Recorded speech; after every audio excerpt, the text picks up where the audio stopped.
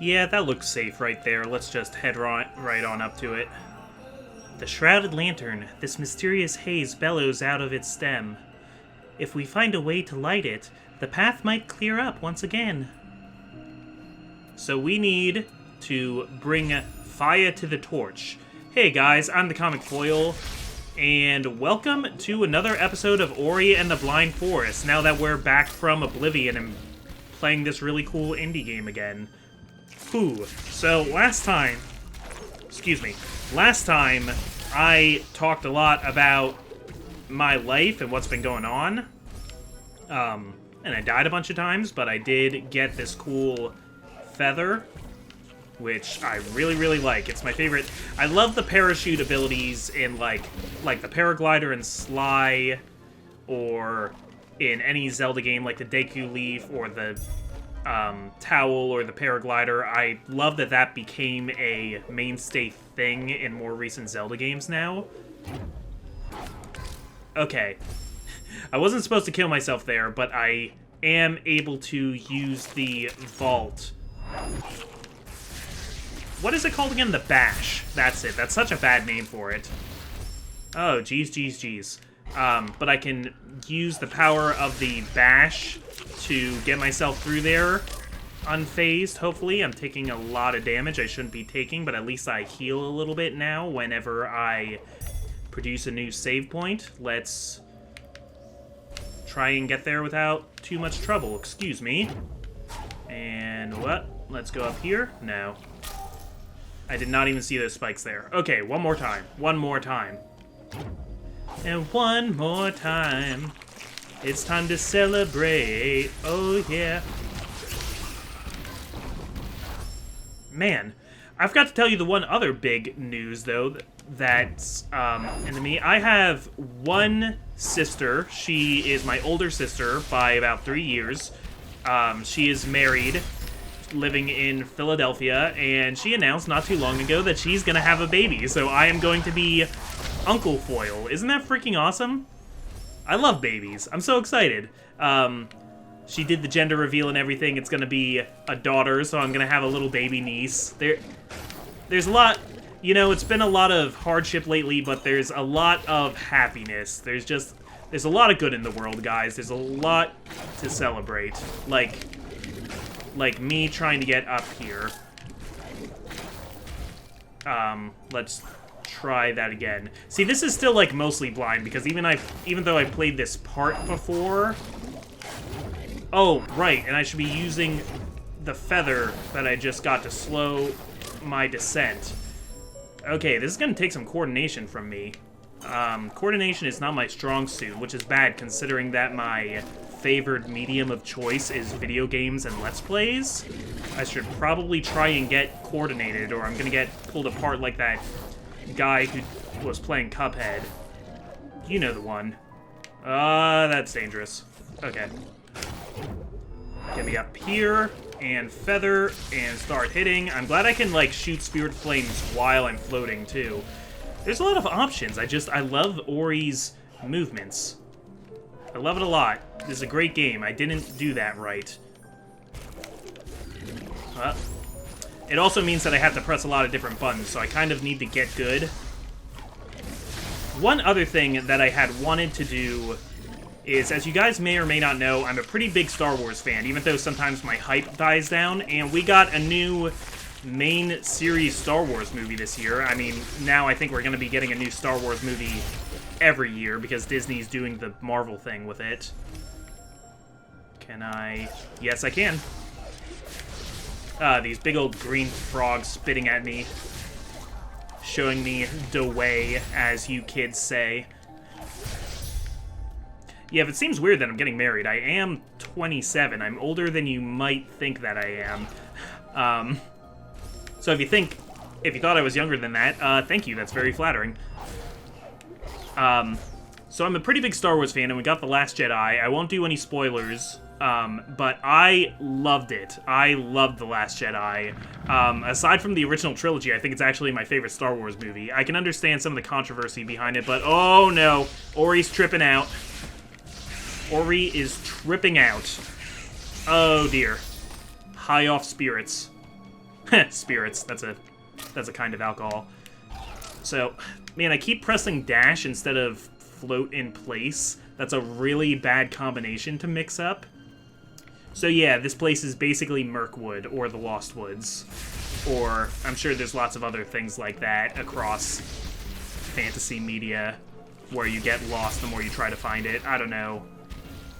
The Labyrinth from that one movie, you know the one. So I'm getting seals. Let's... Oh, wow. I think every time I grab these, though, the forest shifts again. Deceived by the mist, they were lost in the woods. Yes, yes. Yes, yes, yes. Come on. Just shut up and get wrecked already. I even increased my power, and you're kind of hard for me to kill. There we go. I wanted to do a whole Star Wars hype week. Remember when I used to do the hype trains, like the hype weeks for like a movie that was coming out that I was excited for or something? I did it for like Civil War and stuff like that. Oh. Atsu's torch. It was lost in this place. If we carry it to the Shrouded Lantern, it might show us the way. See, the rhyming is so nebulous, though. It's weird. Like, she doesn't quite rhyme all the time. You know? Okay, do I need to go back the way I came and it'll have shifted again? Maybe? Or can I pound my way through here? No. Let's see if I can go back this way. Yep, things are changing. I was gonna do this whole thing where I was gonna play some more Rogue Squadron, because I haven't picked that game up for the channel in a really long time, or maybe I would have done the sequel, Rogue Leader, which is even better. I have a few Star Wars games sitting around that I could have done. I was gonna talk all about Star Wars and my expectations for it, and I'm kind of disappointed that I didn't get around to doing it. One of the things I was thinking of doing... Oh, come on. I died. Okay, but there's a power up there, and I want it. So one thing that has always fascinated me about Star Wars, because I am just a big fan in general, I have been since I was a little kid, was minor characters. I just love all the minor characters in Star Wars, because the way the expanded universe is, even though they've reset the expanded universe, even in the new canon, every tiny little character, every background character, has a name and probably has a backstory. And that's always been so funny to me to, like, talk about, like, all the smallest, dumbest characters.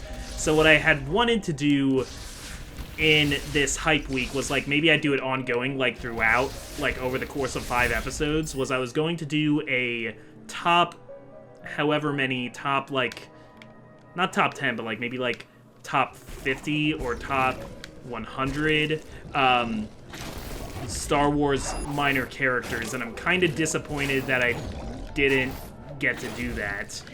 Thank you! Can I save here? No, I'm too close to enemies. Yes! Okay, good, I can save here. That is great. This is gonna be really hard, though. I'm going to have to vault off projectiles if I want to survive. Oh, boy. That's tricky-dicky. Can I go down there? Is there something down there? I don't know. I can't see a map, but it says I'm 94% through Misty Woods, so I must be doing pretty good collecting things. No, this was a secret alcove. Good, I'm gonna get a power up here. So, should I do that? Is that something you guys would be interested in? Listening to me ramble about unimportant Star Wars stuff while... What enemy's nearby? Here we go. While playing Ori and the Blind Forest, because sometimes I don't know really what to talk about while playing Ori and the Blind Forest. I'm just sort of taking it in. So you know what? I'm gonna do it. This is my top whatever. I'm gonna call it 100. I'm probably not gonna get to 100, but this is my top 100 Star Wars minor characters. These can be from anywhere in the new Star Wars canon, not the old extended universe, because that's not canon anymore. I do really like the old universe, which is called Legends now, but for this I'm just going to stick with what is currently considered canon. Also, I have not read all the comics and all the books that are still considered canon, but this can include Star Wars episodes 1 through 8, and Rogue One, and the Clone Wars movie and TV series and Star Wars Rebels, because I recently got caught up with Star Wars Rebels. Rebels is freaking great. That is some good quality kids cartoon right there, Star Wars Rebels. What I call a minor character is a little bit up in the air, but I'm gonna say just they don't count. Like, if somebody's not here, either I forgot or I consider them too big to be a minor character. So this isn't like supporting character, like Han Solo. Nobody in the main cast, it can't be like a main antagonist or something like that. Like, Boba Fett I would not consider a minor character, nor Jango Fett. Even like Captain Phasma, the Chrome Trooper, I don't want to count. I was supposed to use a Kuro's Feather, but I don't need to because I invested in the air dash, which is great. Oh, there are so many things that can kill me, though. So yeah, let's just get started. So one of the most important minor characters, but who shows up all the time, is good old Wedge Antilles, the ultimate wingman. This was a bad time to start this, because I'm finding stuff. Tatsu used to climb the mountains high atop Sorrow Pass. When her brother's torch faded, she fell to the mists, where she lost her path. Oh, well that's sad. Yeah, let's absorb the light. Yeah, what do I got? What do I got? What I get? What I get? What I get? Learned Climb. To use this ability, press and hold R trigger when you're against a wall to travel. Oh, can I just up and... Yeah, I could just cling to walls and go up and down as I please now. That is great. Wow, I'm gonna be so freaking mobile. It reminds me a lot of Guacamelee. Okay, R when you're up against the surface. Whoa.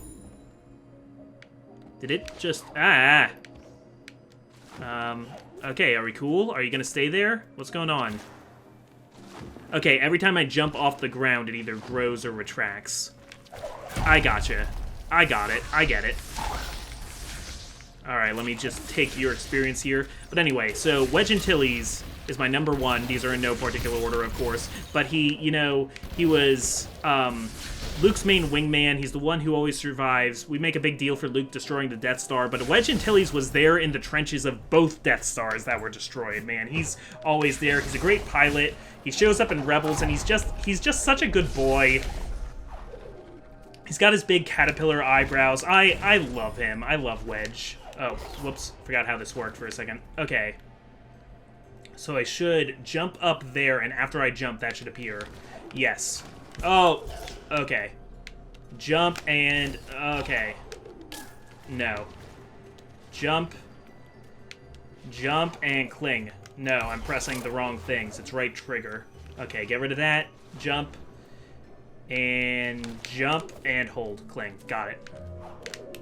But I messed it up anyway. Okay, but I get it. Another character, so the other main known wingman from the beginning is Biggs Darklighter, which is the most Star Wars-y name you've ever heard. Whoops, I died. So Biggs is the other person flying alongside Luke when they're going through the trenches to destroy the first Death Star. And he was from Tatooine. He's part of why Luke was jealous about his friends going and joining the rebellion and why he wanted to get off Tatooine. He's the guy who's going to go with Luke to Tashi Station to pick up power converters. The two of them used to fly their T-16 through Beggar's Canyon, bullseyeing womp rats, and they're only about a meter wide. There's also a deleted scene in the original Star Wars of Biggs with Luke, like Luke saying goodbye to Biggs when he goes off to war, which is super gay. They probably cut it because they were afraid of people thinking Luke was gay. You know, just let them have their guy love, guys. I wouldn't mind that. So yeah, number 2 is Biggs. Keeping on pilots, I want to give one to Porkins. I forget his full name, but Porkins is the heavy-set pilot, rebel pilot, who, of course, they named Porkins. And it's just funny. And he's having a little trouble here, and he blows up. I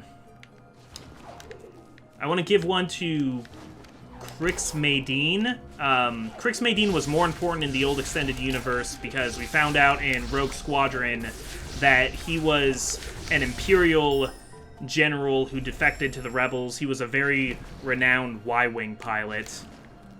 Let's get up here. Okay, even when I jump off the walls, these things grow too. Oh, did not see you there. But he's very important in planning the raid on the second Death Star, as is Mon Mothma, who's basically the head of the rebellion, and I ended up getting a lot more respect for her from watching Rebels, because the rebellion really wouldn't exist if she was a former senator who publicly denounced the Emperor, but then finally made a public statement that she was leaving the Senate and joining the rebellion, and that's when a lot of people really started joining the Rebel Alliance. So while there were cells of rebels before Mon Mothma, she's the reason why we have a Rebel Alliance. That's pretty cool, and she shows up in all sorts of movies, like they cast a new person as Mon Mothma in Rogue One and stuff like that. Another notable Rebel would be General Dundora, if I'm saying that right. Also, am I supposed to go down, or am I supposed to go up now? I feel like I'm supposed to... No. I think I need to go down now. Can I fall here? Yes. Yes, this is different now. Dundora is the old man. He's the older chap who explains the run on the first Death Star, and he also shows up in Rebels and is also a killer Y-Wing pilot, but is also more of a, like, planner and tactician. Left or right, guys? Left or right? Let's go this way. I already don't know how many I named, but I want to give a shout-out to Dak Ralter. He is in Empire Strikes Back for a few seconds. He's in the snowspeeder with Luke during the Battle of Hoth, and he feels like he can take on the entire Empire himself and immediately dies. Sorry, Dak. Any other big-name Rebels that I want to do? I want to give a shout-out to Galen Erso, Jyn Erso's father from Rogue One, who is the reason why the Death Star has such an obvious weak point, because he did not want to be building it, so he put in his own... He put in his own weakness for it. He put in a weak spot, and trickled the information of how to destroy it to Bodhi. So, or at least that there was a way to destroy it. Rogue One had to go get the information to figure out where the weakness actually was to get the Death Star plans, and that's what Leia's put on R2-D2 and why everybody is after that droid at the beginning of A New Hope. Thanks, Galen Erso. I wish they didn't, like, sacrifice Jyn Erso's character by just giving her daddy issues, but hey, you know, I don't know if this is the way I'm supposed to be going, because I remember this. I remember doing this part already. I think I might have gone in a bit of a circle. Orson Krennic, he's the bad guy from Rogue One. I know he's the main adversary, so maybe I shouldn't count him, but he just sucks so much. I don't know. I'm gonna count him as a minor character because I hate him. I'm going the wrong way again. Okay, I think this way, because that's what I saw before, and that's going to create a little wall there when I jump, so I need to be very careful. Oh, boy. Okay, and up there? Yes. This is neat. This is a neat little concept you guys made here. But now I have nothing to jump off of, so... Yikes. Let's try that again. And while I try that again, let me think of another Star Wars character. How about Hux? Whatever his, but he's... Reminds me of Krennic. Oh, even double jumping here reactivates them? Well, that stinks. Okay, I need to be very, very careful. Yeah, so Hux is the one officer in the First Order that we're dealing with a lot in the old movies, and I just really like their bickering between Hux and Kylo. It cracks me up. I like it. I do not like dying over and over again. So he is a villain. He is kind of a main villain, but I feel like he's underdeveloped and uncool enough that I can list him as a minor character. It's getting hard to think while doing this at the same time. Okay, good, good, good. Is that going to... Yeah, this is like one of those Mario, like, caterpillar block puzzles. Maybe you know what I mean, maybe you don't. I don't know. Let's go over here. Okay, more rebellion people. Well, Admiral Akbar, of course. Otherwise, how would we know that it was a trap? And Nien Nub, who is Lando's co-pilot on the Millennium Falcon during the destruction of the second Death Star, and shows up in The Force Awakens and The Last Jedi. He's still a member. He's still fighting the good fight. So thanks, Nien. I forget what your race is, but you have a weird kind of flappy bulldog face. Ow, ow, ow, bird. Ow, bird. That was an owl bird. That's not going well. Not an owl bird, an ow bird. Yeah, let's try it again. Okay, how about the family members? There's the deceased Uncle Owen Skywalker, and Aunt Beru. There's Shmi Skywalker, who was Anakin's mother. Big part of why Anakin went evil because his mom died, so he was mad at the Jedi Order, and he was trying to be detached, but he can't, because that's his mom. Watto, who is the junk dealer who owned Anakin and Shmi as slaves. He is a Toydarian, which I guess for some reason are immune to Jedi mind tricks, and they have wings and can fly, even though they really don't look like they should be able to fly. Maybe they're full of gas or something. Like, I can only believe they can fly if they're also, like, balloons full of some kind of lighter-than-air gas, like helium. You can say he's really full of hot air. How about Sebulba? So Sebulba was the main other pod racer when young Anakin was doing the pod race, and... Oh, do I have to get up here? I'm gonna try going to the right first. Yeah, this looks about right. Looks about right, because that's the direction that I was going. Okay. Give me the... should have been using the feather. Okay, where's the last point I saved? Not too far, right? Oh, that's a little bit that I have to redo. Sebulba has a really cool design, because he walks on what would be his hands and moves things with what we think of as his feet. Episode 1 came out at a time where people were just getting good at CGI and using it in some places that really didn't need it. And I like Sebulba's design because it feels like the one thing that really needed to be CGI. Like, it could not have been a practical effect. So, for that, I like Sebulba.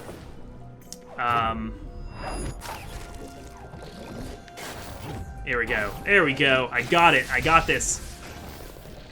There we go. Yeah, winning back some of my platformer cred. Who else? Who else? Who else? There's some members of the new Rebel Alliance in the newer movies that I find kind of, I don't want to talk about her too much because the stuff that she does is spoilery for Last Jedi, but, is her name Hondo, the woman with the purple hair? Very, very interesting character, I'm gonna list her. Also, I have no idea what her name is, but there's a member in the computer rooms all the time of the New Order. I just call her Blonde Buns. She's this young woman, and I'm so glad to see, like, young women more involved with the Alliance and the Empire, just more women in the movies in general. She looks like she's about 16. I don't know. And she and Poe are cool. She helps Poe with his schemes and stuff. So they're tight. She's a good bro. Can I knock that down? No, I guess not. I was really hoping I'd be able to shoot this down. I guess the best I can do is try and knock it to one side. No. Oh boy. Okay. I keep forgetting that I can cling to these walls. from the newer movies, this guy, I think his name is Unkar Plutt. He's the guy who pays the scavengers, like Rey on Jakku. He's the guy who's basically that guy from Oliver, and he's like, this is worth 1/4 portion. Yeah, we're getting into, like, obscure one-line characters now. How about Dr. Evazan? He's the guy in the cantina in Mos Eisley who says, he doesn't like you. I don't like you either. We have the death sentence in over 12 systems. He's great. He makes a cameo appearance in Rogue One, which is so stupid. He shows up on Jeddah, like, right before it's destroyed. So, like, that's amazing to him that he, like, I guess got off the planet so quickly. Oh, Jeddah, Saw Gerrera. Yeah, let's do Saw Gerrera. The rebel who was too extreme for the other rebels. Also, because it has a name, it is not just a monster. It seems to be sentient. What was that squid thing called that they used to get information out of Bodhi? That, like, was supposed to inform Bodhi's character of being kind of, like, shell-shocked because something psychically went through his mind, but they, like, never talk about this weird squid thing ever again. Yeah, that thing. That weird eldritch horror that shows up for, like, 2 seconds. I want to talk about, in The Last Jedi, a little bit, or I want to mention him, I won't talk about him, but the hacker that they recruit, that kind of weird John Travolta type, that weird, like, greaser type, he is an interesting fellow. I keep dying to the same place now here. Let's try and focus a little bit more. How about... I don't remember his name because it's just a designation number, but that one stormtrooper who yells traitor and pulls out that rod and has the fight against Finn, who's using the lightsaber. Yeah, let's do that. Designation numbers, that makes me think of droids, and there's a ton of characters who are droids who are minor characters. I want to give a shout out to KTQT, who is the pink R2-D2, who is used a lot in the Clone Wars, has this cool electromagnet power-up thing. I want to talk about AP5, who's the protocol droid in Rebels, who sounds like they would be voiced by the late great Alan Rickman. I want to talk about Lando Calrissian's droid, who has a deep black-sounding accent. That's so hilarious. I bet Lando did that himself. Oh, not a droid, but I want to talk about Lobot. So, in Cloud City, when Lando owns the place, when he owns that mining operation, there's this guy named Lobot who has this weird thing on his head and kind of seems like a cyborg. That thing is actually an implant that, like, lets somebody integrate straight into a computer system. They show a little bit of the same kind of thing in Rebels with a character named Sibo, who's also kind of a cool character because it's fun to see him being, like, freaked out with all this Imperial information in his head that he's trying to give to the Rebels. And must tell Ezra Bridger. Speaking of Rhodians, freaking Greedo, who did not shoot first, but is still a great character. What else? Back to droids. R5-D4, who is the astromech that Uncle Owen almost bought from the Jawas instead of R2, except it broke down in a weird way that kind of makes him a bad guy. That droid from Clone Wars in the one episode where you see General Grievous's secret lair, who is like, Grievous lives alone in this big old Jedi temple with this sassy doctor droid who just fixes him up all the time. That's really funny to me that, like, the only person Grievous has in the world... I'm gonna let myself die because I hate that I fell there just now. The only person Grievous has in the world is this smart-mouthed medical droid who's like, did you get yourself busted up again? Like a disgruntled maid. How about clones? I'm gonna say Rex, even though Rex is barely a minor character. I would call Rex a supporting character, but I'm gonna list Rex anyway, because Rex is best clone. Also Commander Cody, who was the clone general for Obi-Wan. Oh, I'll have to do Jedi later too, but I want to mention Wolf, who howls at everything. clones are always trying to find ways to distinguish themselves from other clones, so Wolf's idea was to howl in battle, and that's why they gave him the nickname Wolf. Fives, who has a really sad story in Clone Wars because he gets activated for Order 66 early. Oh, boy. Oh, my. Oh, my dear. Okay, I guess I need to destroy these jumpy eels. Glad I got that damage power up, because that's going to help with that. Don't stay still, don't stay still. I'm staying too still. Die, die, die. Okay, got one of them. This one's down in the red. There's Heavy, who we see as part of that same group with Fives, and who's the other one? Echo. I'll also list Echo, though I don't remember too much about Echo. But I like Heavy. I like the way he goes out in a blaze of glory. Yeah, we're through. And yeah, here we are. I guess we'll pick up this object. I'll save first. Man, we need to carry this thing. We're doing another thing where we have to carry stuff. Aw, man. Okay, well, first, is there anything up here that's cool? Yeah, it looks like there is stuff up here that I can, like, mess around with. I wish the map would work here, but it won't because it's the Mirkwood. Okay, I'm gonna leave that little torch thing behind for a spell. Maybe I'll think of other droids or other clones that I want to list, but I'm gonna move on from there. Let's talk about Jedi. There's a lot of cool Jedi Masters. My favorite, besides the main characters, being Kit Fisto and his cool tentacle hair and his smiling. Like, what is so funny, Kit Fisto? Kit Fisto's former Padawan, Nadar, who is a Mon Calamari like Admiral Akbar is. And is just trying way too hard. He, like, just became a Jedi Knight and is trying desperately to prove himself. Like, dude, calm down. Take it down a notch. Don't take on Grievous by yourself, you moron. Yeah, I don't think I'm gonna be able to get up there right now.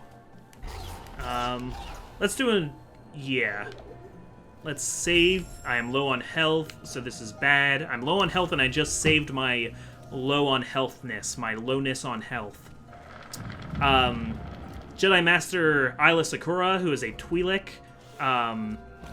Ki-Adi-Mundi, who, the fun fact about him is that he has a deal with the rest of the Jedi Order that because on his planet there's, like, a dangerously low population, he's allowed to go back to his planet and help populate and reproduce. Because, like, he has to. It's his duty. I bet he hates that. Plo Koon, who the creator of Clone Wars really loved because they put him in that show a lot. Dang it. I forget her name, but Kanan's master. She's kind of the coded Indian or Middle Eastern woman. There's the one that looks like an Oompa Loompa that they get out of prison in the one episode of Star Wars. I say he looks like an Oompa Loompa because he's played by the guy as a background character in some of the prequel movies. He's played by the same guy who played all the Oompa Loompas in Charlie and the Chocolate Factory, the Tim Burton version. Master Luminara Unduli, the librarian lady. She's really cool. There's that really old one who looks like a tortoise and, like, solves a mystery with Ahsoka. Yeah, shout out to that guy and his weird design. Ah, man. Let's try it again. I don't know, am I missing any other really important Jedi? Mace Windu's not a minor character.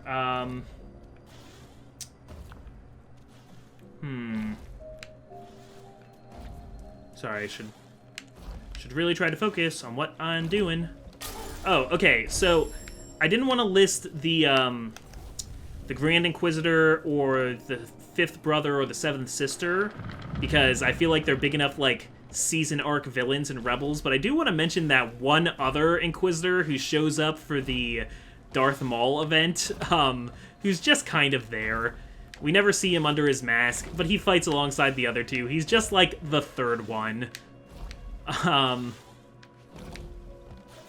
wonder if he has a name. Probably, because even that one stormtrooper has a name, you know. Oh, no, no, no, no, no. Got it. Got it, got it, got it. Let's get up here. Try not to be too greedy with any of this, because I only have one bit of health. Die, die, die. Just be polite and die for me. Thank you. Let's save right here. Good.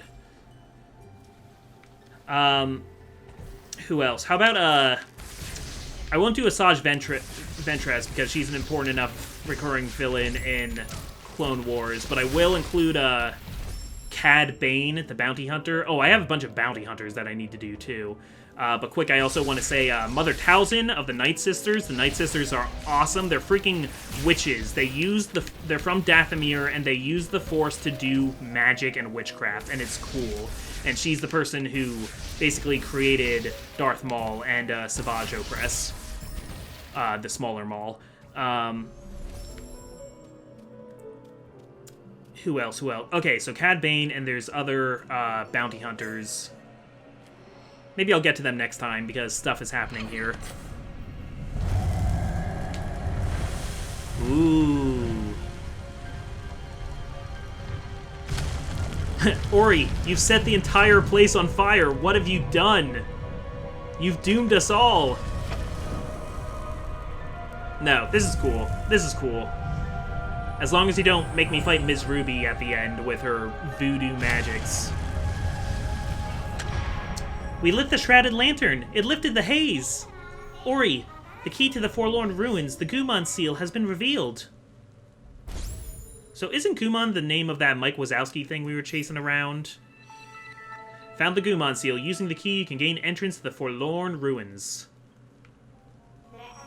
The element of winds is deep within the Forlorn Ruins, south of this place. It's not too far from here. I can show you the way. Alright, gonna show me the way. Down there. It's not really showing me the way, that's just kind of showing me where it is. I don't know the way to get there. I guess I just need to, like, drop down from there, maybe? Well, that's something for us to figure out next time. Thank you for listening to me ramble about minor Star Wars characters. I hope you enjoyed it. I'm going to do it a little bit more next time, if that's okay. I hope you don't mind. I'm having fun. So, besides that, we got some work done. I will see you next time.